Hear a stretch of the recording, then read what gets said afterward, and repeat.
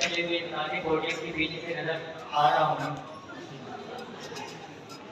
अक्सर ये होता है कि पोडियम बड़े होते हैं, मैं बिल्कुल ही पीछे से जाता हूँ।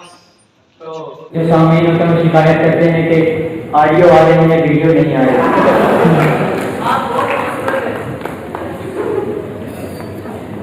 मुंसिफिन कराम, सदर हाय मुबारसा और सामईन कराम, अस्सलाम वालेकुम।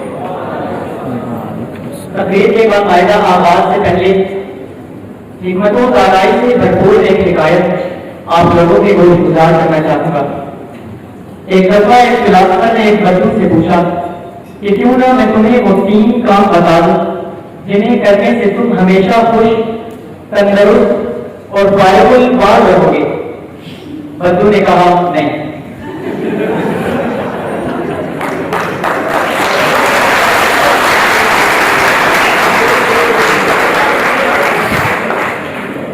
आगे बात जब मैं पैदा हुआ तो मेरे अब्बा अस्पताल में आए और मुझे अपनी बाहों में उठाकर कहने लगे कि मेरा ये बेटा बड़ा होगा तो कोई बड़ा काम करेगा। आगे बात मैं बड़ा ही नहीं हुआ।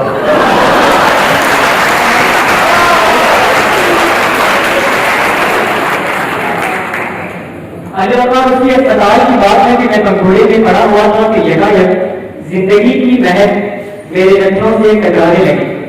मैंने रुख मोड़ कर देखा तो एक कई चेहरा नौबलूर मेरे साथ वाले पंखुड़े में मौजूद थी। मैंने उसे देखा, उसने मुझे देखा, आंख से आंख मिली और दिल से दिल मिला।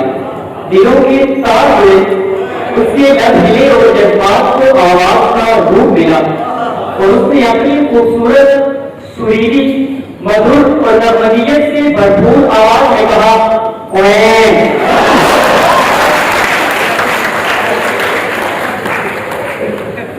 अरे बाबा, यूं तो मैं बहुत सख्त लौटा हूं, लेकिन जहां मैं बिगड़ गया। अरे बाबा, इससे पहले कि हमारी दास्ताने मोहब्बत आगे बढ़ी, एक नर्स आई और उसे उठाकर ले गई। उस दिन मैंने अपनी जिंदगी का पहला सबक सीखा कि ये दुनिया गोल नहीं, दुनिया कमजोर है। दो प्यार करने वालों को इकट्ठा नहीं देख सकती। अरे बताओ, एक दिन रात की कोई 3 बजे का वक्त था। मैं व्हाट्सएप पर अपने दोस्तों के बदमाशी वाले स्टेटस को कहा था कि मुझे रफ 2022 का पता चला। मैंने फौरन फॉर्म भरा और इजाजत के लिए सर को मेल लिख दी। सर ने कोई जवाब नहीं दिया। मैंने फोन कर दिया, सर ने फोन भी नहीं उठाया। मैंने दूसरी बार फोन किया, सर ने दूसरी बार भी फोन नहीं उठाया। मैंने तीसरी बार फोन किया, सर ने तीसरी बार फोन उठाया और नींद में भरी हुई आवाज में कहने लगे कि जी बेटा, इस वक्त क्या बात हुई। मैंने पूछा, सर सो तो नहीं रहे थे। कहने लगे नहीं, धूप में बैठा मगर बच्चों के साथ पत्ते खेल रहा था। मैंने कहा, सर जामिया गुजरात जाना है, इजाजत चाहिए। कहने लगे क्यों जाना है। मैंने कहा, सर तकरीर करने जाना है। कहने लगे मौजूद बताओ। मैंने कहा, आओ जामिया गुजरात चलिए। कहने लगे नहीं, यही फोन पर बताओ।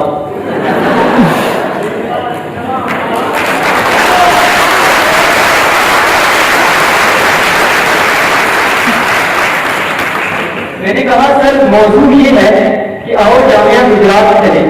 सर कहते ठीक है, इजाजत है, जाओ। मैंने कहा, सर हाजिरी का कोई मसला तो नहीं होगा। कहने लगे नहीं, बस एब्सेंटीज लगेगी। ये कहा और फोन रख दिया। खैर अगले दिन मैंने गुजरात की बस ढूंढी, टिकट लिए और अपनी सीट पर बैठ गया। हर कि मैंने अपनी हरकतों सकनात से ऐसा कोई इंदिया जाहिर नहीं किया कि मेरे साथ वाले साहब को लगे कि मैं गुफ्तगू का बहुत खामा हूं। लेकिन शायद वो पुराने ख्यालात के मालिक थे, मेरी खामोशी को नींव रकाबंदी समझे और खुद ही गुफ्तगू में पहल करते हुए बताने लगे,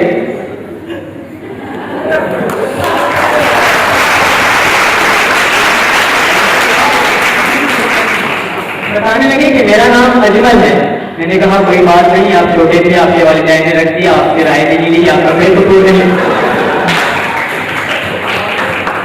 फिर थोड़ी देर तक पूछने लगे कि आपका ताल्लुक कहां से है। मैंने कहा, जनाब चिन्योर से। बहुत हैरान हुए और कहने लगे, वाकई सच्ची मैं भी चिन्योर से हूँ।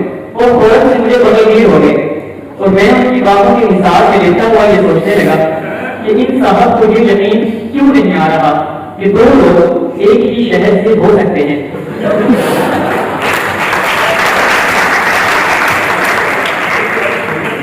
आज बस में गुजरात के अड्डे पर उतारा, वहां से मैंने रिक्शा लिया और रिक्शा में बैठकर कैंपस आना शुरू किया। अब रिक्शा वाला अपने आप में एक अलग फिलासफर है। पूछने लगा कि जामिया गुजरात क्यों जा रहे हो? मैंने कहा तकरीर करने जा रहा हूँ। कहने लगा भाई तकरीर वगैरह में कुछ नहीं रखा, वो देखो हमारा अर्शद नदीम उसने 90 मीटर लंबी फेंकने का रिकॉर्ड बनाया है। मैंने कहा हमारे एक और एथलीट भी हैं जो मगरिब को बहुत अच्छे से जानते हैं, वो भी बहुत लंबी लंबी फेंकते हैं।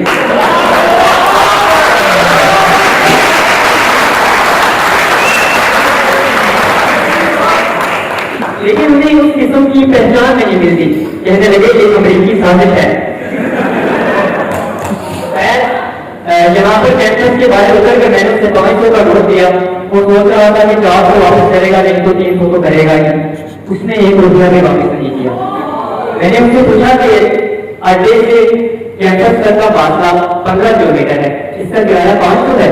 कहने लगा जी। मैंने कहा ये आप सब ज्यादा कर रही हैं, मैं पुलिस को आपकी शिकायत करूंगा। गरीब आदमी था, धमकी सुनी तो घबरा गया। कहने लगा चल भाग यहाँ से।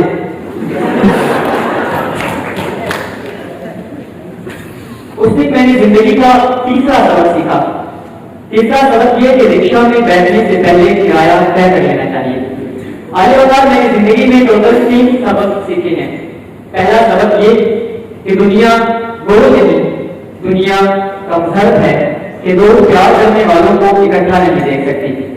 दूसरा सबक ये कि शावक हमेशा डबल करवा लेना चाहिए। और तीसरा सबक कि रिक्शा में बैठने से पहले किराया तय कर लेना चाहिए। आखिर में इतना मुनज़्ज़म, इतना मुकम्मल और इतना खूबसूरत इवेंट मुनक़िद करने पर मैं लफ्ज़ की इंतजामिया की नज़र शेयर करना चाहता हूँ। अर्ज़ किया है इरशाद।